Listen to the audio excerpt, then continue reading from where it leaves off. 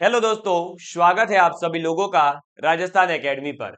मैं परवीन सिंह आप सभी लोगों के साथ में, जैसा कि आप सभी लोग जानते हैं, लगातार राजस्थान अध्ययन की किताब जो है कक्षा 10 की वो लेकर के आ रहा हूं।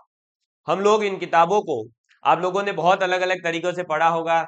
किसी ने जो है अपने सेल्फ नोट्स के माध्यम से पढ़ा होगा, किसी ने जो है इसको एक संग्रह के रूप में पढ़ा होगा, एक ही वीडियो में पढ़ा होगा, वन शॉट में जो है आपने पूरी राजस्थान अध्ययन की किताब पढ़ी होगी। लेकिन मैं आप लोगों को ये राजस्थान अध्ययन की किताब एक एक लाइन एक्सप्लेनेशन के साथ में और पूरी किताब ही जो है आपके सामने लेकर के आता हूं और फिर आप लोगों को पढ़ा रहा हूं, ताकि आप लोगों को कुछ भी ऐसा नहीं लगे कि सर ने कुछ एड ऑन तो नहीं किया। नहीं भाई, मेरी तरफ से मैं कुछ भी एड ऑन नहीं करूंगा। जो इस किताब में लिखा हुआ है वही आप लोगों के साथ में एक्सप्लेनेशन करूंगा और आपको याद करवाने की कोशिश करूंगा।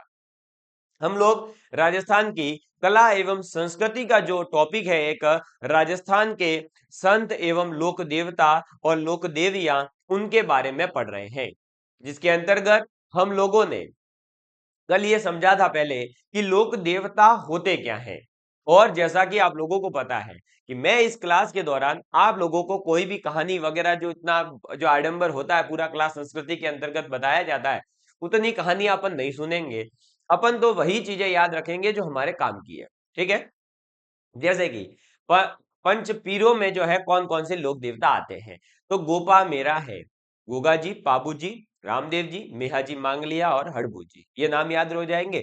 इसके बाद में इसके अंतर्गत अपन ने गोगा जी के बारे में बात कर ली थी, तेजा जी के बारे में बात कर ली थी। आज अपन अब बात करने वाले हैं पाबू जी के बारे में। ठीक है, किसके बारे में बात करेंगे? पाबू जी के बारे में। यदि आप आज पहली बार हमारे चैनल पर विजिट कर रहे हैं तो आपको एक निवेदन रहेगा कि आप पहले जो है कक्षा 9 की जो आरबीएससी की किताबें हैं, कौन सी? कक्षा 9 की। कक्षा 9 की आरबीएससी की जो किताब है राजस्थान अध्ययन, वो मैंने कंप्लीट पढ़ा दी है। सर कंप्लीट कहाँ पढ़ाई? तो कंप्लीट प्लेलिस्ट के अंदर अवेलेबल है बुक, और आप वहां से पढ़ लीजिए। उसके बाद में जो है कक्षा 10 देखना शुरू कीजिए। आपको एक अलग ही लेवल पर राजस्थान का जीके समझ में आएगा। आप लोगों को राजस्थान के प्रति जो है इसका हिस्टोरिकल पॉइंट ऑफ व्यू, यानी ऐतिहासिक और भौगोलिक और आर्थिक और राजनीतिक सभी चीजें समझ में आना शुरू हो जाएगी। ठीक है, तो कक्षा 10 अभी चल रही है, जिसका अध्याय सेकंड है। इससे पहले राजस्थान के प्रमुख राजवंशों की बात कर ली है। अब देखिए, तो हमने जो है पहले तो गोगा जी के बारे में बात कर ली थी। ठीक है, ऐसा भी कहा जाता है कि गांव गांव खेजड़ीन घर घर गोगो, उस टाइप की कहावत है। ठीक है, मतलब हर खेजड़ी वृक्ष के नीचे गोगा जी है। फिर तेजा जी के बारे में बात करी थी, और तेजा जी के बाद में आज अपन अपनी बात शुरू करेंगे पाबू जी राठौड़ से। ठीक है, तो एक बार कल भी जैसे कि गोगा जी की जय बोल देंगे, तेजा जी की जय बोलेंगे, पाबू जी की जय बोलेंगे, रामदेव जी की जय बोलेंगे, मेहाजी मांगलिया की जय बोलेंगे, हड़बू जी की जय बोलेंगे, और उसके बाद अपने क्लास की शुरुआत करेंगे। तो आप एक बार सभी जो है जहां कहीं भी बैठे हैं जल्दी से सभी की जय बोल दीजिए भाई। ठीक है, चलो, और मैं यहाँ पाबू जी पढ़ाना शुरू कर देता हूँ। तो बोलेंगे पाबू जी महाराज की जय। वेरी गुड, है ना? थोड़ा सा तो भाई इंटरेक्टिव सेशन होना ही चाहिए। अब देखो, बाबू जी का जन्म कहां पर हुआ? तो धांधल जी राठौड़ थे, धांधल जी राठौड़। धांधल जी राठौड़ के यहाँ पर 1239 ईस्वी के अंदर कोलू में हुआ था। ठीक है, तो धांधल जी राठौड़ थे, कोलू के अंदर रहते थे। 1239 में बाबू जी का जन्म हुआ उनके घर पर। अब इतिहासकार मुणोत नैन सिंह, जिनका नाम आपने बहुत सुना राजस्थान के राज प्रमुख वंशों के बारे में जब बात कर रहे थे तब, तो मुहणोत नैन सिंह, इसके अलावा एक महाकवि हुए हैं मोड़ जी आसिया। कौन? मोड़ जी आसिया। तथा लोगों में प्रचलित मान्यता के अनुसार बाबूजी का जो जन्म है वो वर्तमान में बाड़मेर से, किससे? बाड़मेर से 8 कोस आगे एक थारी खाबड़, क्या? थारी खाबड़ के जूना नामक ग्राम में अप्सरा के गर्भ से हुआ है। तो ऐसी कहावत भी है कि बाबूजी का जन्म एक अप्सरा के जो है गर्भ से हुआ है।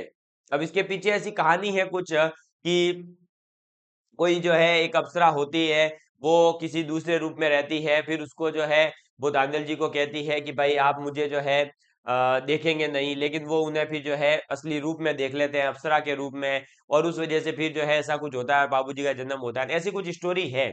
लेकिन हम उस स्टोरी को समझ करके एग्जाम में किसी क्वेश्चन को सही नहीं कर सकते, मैं ये समझाना चाहता हूँ। इसीलिए मैं इस राजस्थान अध्ययन की किताबों को एक अलग ही पॉइंट ऑफ व्यू से लेकर के आ रहा हूं। आपने अलग अलग तरीकों से पढ़ रखा है, मुझे भी पता है, मैंने भी पढ़ रखा था, लेकिन जब मैंने एग्जाम दिए, जब मैंने अपना सिलेक्शन करवाया, तो मुझे ये बात समझ में आई कि इन कहानियों से हमारा सिलेक्शन नहीं हो रहा। हम इन कहानियों को तो याद रख जाते हैं, लेकिन जो मेन पॉइंट्स थे वो याद नहीं रख पाते हैं, इसीलिए अपन वो कहानियों पे बात नहीं कर रहे।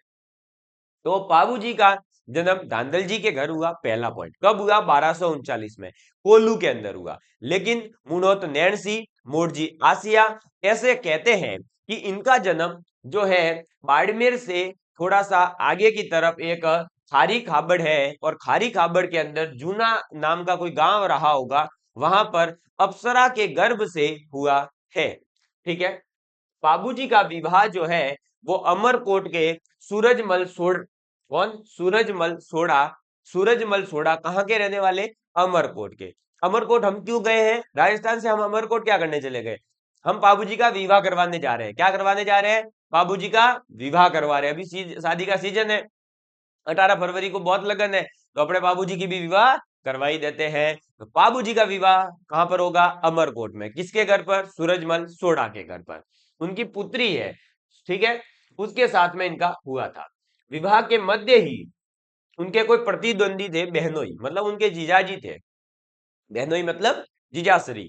और जीजाश्री के साथ में क्या है, साले साहब की बनती नहीं थी, और हो सकता है उस समय का कोई विवाद इनके रहा होगा, तो साला बहनोई के जो है, साला जीजा के थोड़ा मामला गड़बड़ था। मामला गड़बड़ था तो उनके प्रतिद्वंदी थे उनके जीजाजी।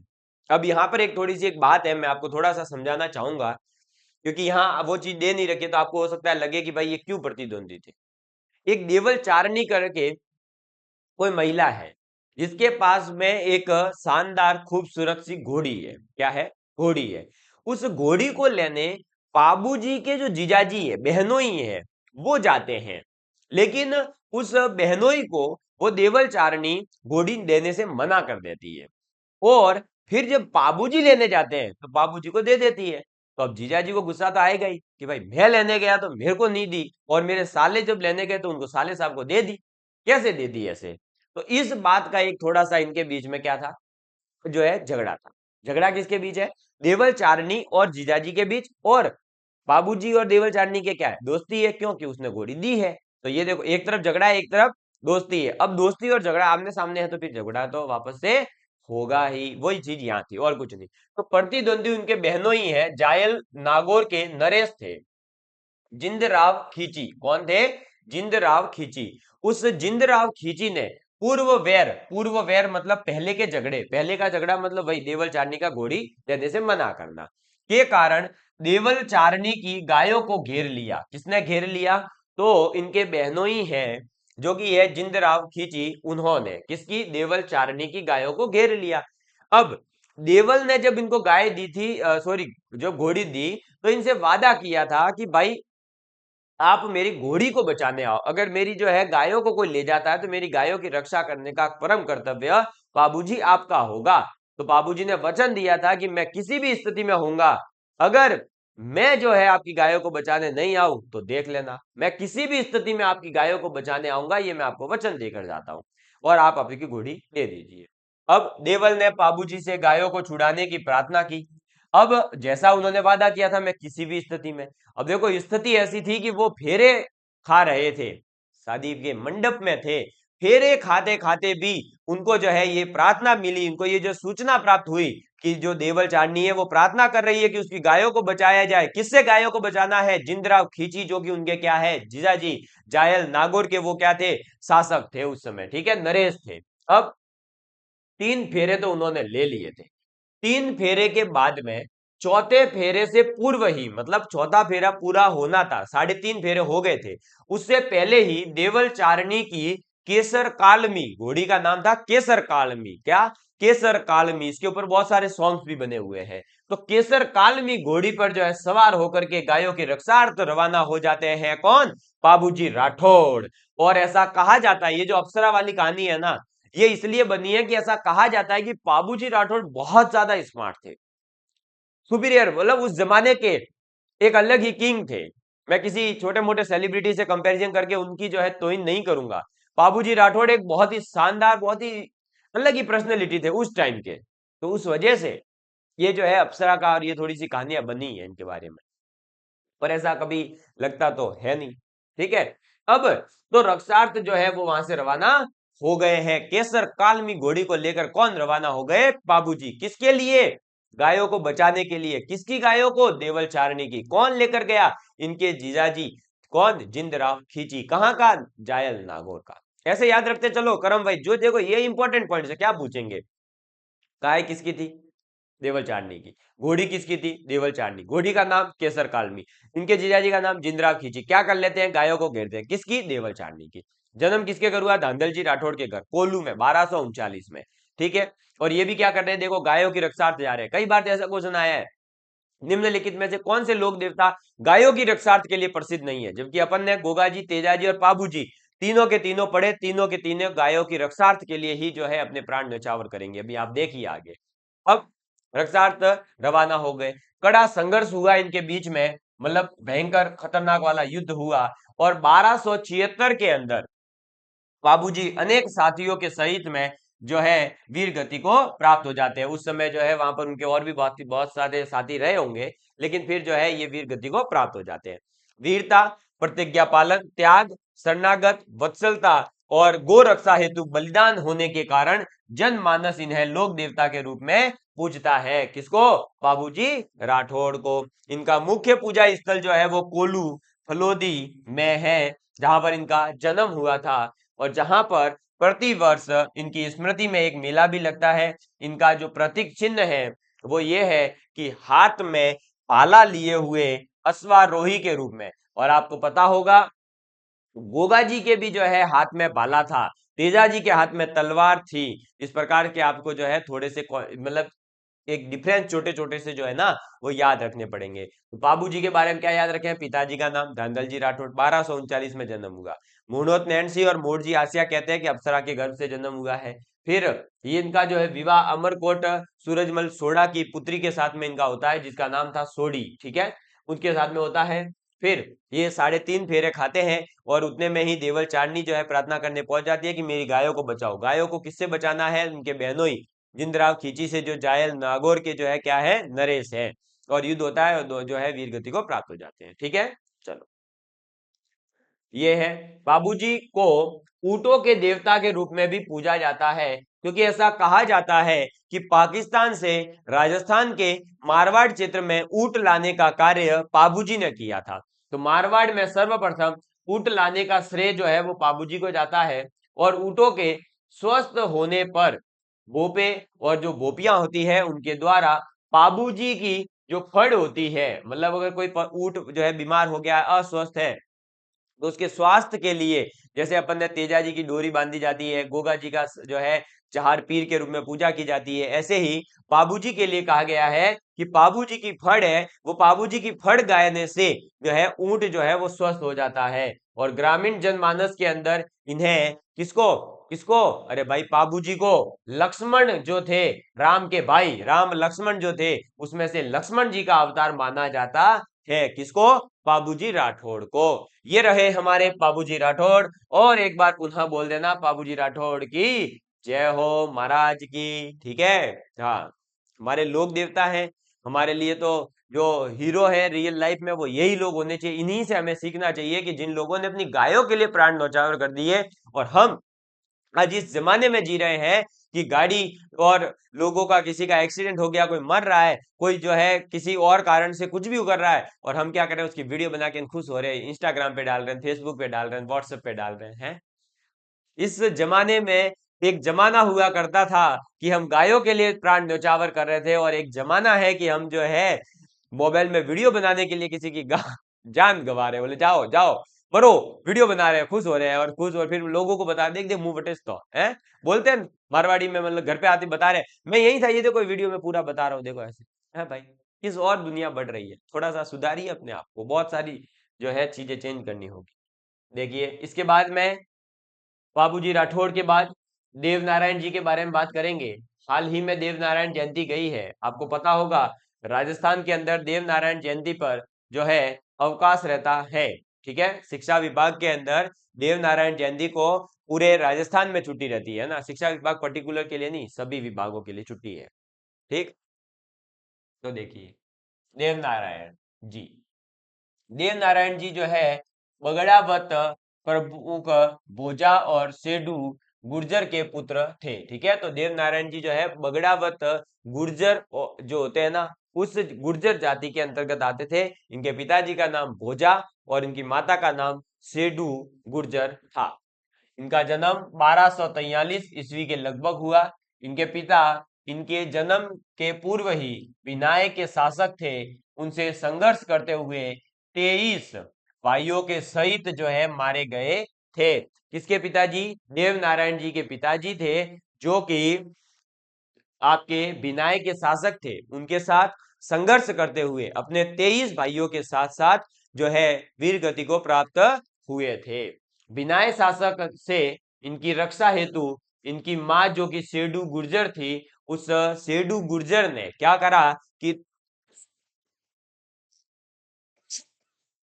इन देव नारायण जी को अपने पीहर मालवा लेकर के चली जाती है। कहां पर? मालवा लेकर के चली जाती है। 10 वर्ष की अल्पायु में वे पिता की मृत्यु का बदला लेने राजस्थान की ओर पुनः जो है लौट आते हैं। कौन? देव नारायण जी अपने पिता की मृत्यु का बदला लेने के लिए, विनायक के शासक को जो है खत्म करने के लिए पुनः 10 वर्ष की अल्पायु में ही राजस्थान की ओर लौट आते हैं। तो मार्ग में धार नगरी, कौन सी? धारा नगरी थी मार्ग के अंदर। उस धारा नगरी में जय सिंह देव परमार की पुत्री पीपल दे, कौन? जय सिंह देव परमार है, उनकी पुत्री है पीपल दे। उस पीपल दे से उन्होंने, किसने? तो आपके देव नारायण जी ने विवाह कर लिया। तो देखो भाई, पहले तो एक ऐसा जमाना हुआ करता था कि वो मालवा से, अपने ननियाल से निकले थे अपने पिता का जो है बदला लेने के लिए, और 10 वर्ष की अल्पायु में ही, लेकिन आते आते उन्हें जो है धारा नगरी के जय सिंह देव परमार जो है उनकी पुत्री होती है, उस पुत्री पीपल दे से जो है ये विवाह भी कर लेते हैं। और कुछ समय के बाद में वे बदला लेने हेतु बिनाए जो है पहुंच जाते हैं। जैसे ही बिनाए पहुंचते हैं, तो जहां पर गायों को लेकर के बिनाए ठाकुर से हुए संघर्ष में देवजी ने उसे मौत के घाट उतार दिया। तो देव नारायण जी भी देखिए गायों के लिए ही जो है और अपने पिता का बदला लेने के लिए बिनाए के जो शासक थे उनके साथ संघर्ष करते हैं, और जो आपका शासक होता है उसे क्या करते हैं? मौत के घाट उतार देते हैं। इनका प्रमुख पूजा स्थल जो है वो आसिंद भीलवाड़ा के अंदर है। किसका? तो देव नारायण जी का प्रमुख पूजा स्थल आसिंद भीलवाड़ा में है, जहां पर भाद्रपद शुक्ल सप्तमी को, कब? भाद्रपद महीने की शुक्ल सप्तमी को, भाद्रपद शुक्ल सप्तमी को मेला लगता है।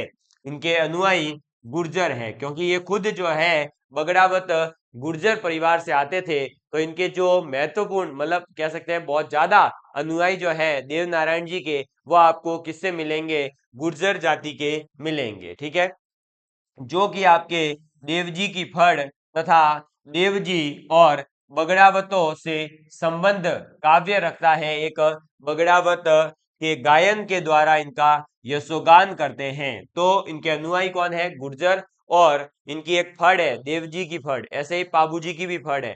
तो देवजी की फड़ और इसके साथ में देवजी, मतलब देव नारायण जी और आपके बगड़ावत, इन दोनों के मध्य जो संबंध है उसको लेकर के काव्य है बगड़ावत काव्य। उस काव्य को गाते हुए उसमें देव नारायण जी का यशोगान किया जाता है।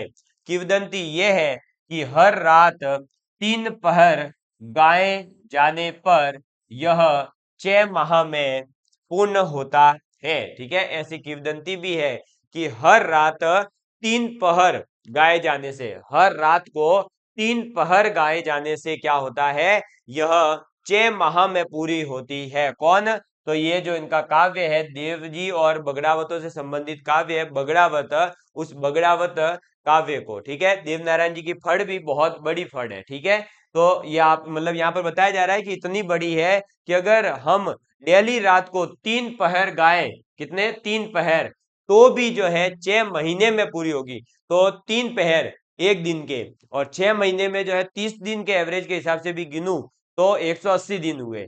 180 दिन इंटू 3 करूं तो 18 तिया 56 होता है। यानी कि लगभग जो है आप देख लीजिए 3 पहर गाए जाने से तो 540 पहर होंगे, और 540 पहर में एक पहर में पता नहीं कितने कितने शब्द आते होंगे। तो इतनी बड़ी जो है इनकी क्या है, ये काव्य जो है वो है बगड़ावत। क्लियर? ये है देवनारायण जी के बारे में, ये रहे देवनारायण जी। तो एक बार बोलेंगे देवनारायण जी महाराज की जय। सभी लोक देवताओं लोक देवियों की जय तो आप ऑटोमेटिकली खुद भी बोल ही दे रहे हैं, क्योंकि सभी लोक देवता लोक देवियां हमारे पूर्वज हैं, हमारे आदर्श हैं, और इनकी जो है अगर हम जय नहीं बोलेंगे तो फिर किसकी जय बोलेंगे? ठीक है, किसी भी गहरे गहरे नट्टू गहरों की आप जय बोल देते हो, तो क्या आपका फर्ज नहीं बनता है कि हम ऐसे लोक देवता जिन्होंने गायों के लिए और जो है अपने देश के लिए अपने प्राण दे दिए, उनके लिए हम जय नहीं बोल सकते? क्या बोलनी चाहिए? ठीक है दोस्तों, चलिए देवनारायण जी के बाद में नेक्स्ट आगे बात करते हैं। तो मल्लीनाथ जी आते हैं। कौन आते हैं? मल्लीनाथ जी आते हैं। अब मल्लीनाथ जी के बारे में अपन अगली कक्षा के अंदर बात करेंगे, क्योंकि एक ही साथ अगर सब पढ़ा दिया तो हो सकता है कि कल आप देवनारायण जी और मल्लीनाथ जी और बाबू जी और तेजा जी और गोगा जी सबको मिक्स कर दो। भैया मिक्स नहीं करना है, ठीक है। चलो, तो love you all of you, please take care and please share with your friends. जय हिंद, जय भारत। मुझे उम्मीद है कि आप सभी लोगों को ये कक्षाएं पसंद आ रही होगी, और अगर कक्षाएं पसंद आ रही है तो अपने दोस्तों के साथ शेयर भी जरूर करें, ठीक है। धन्यवाद।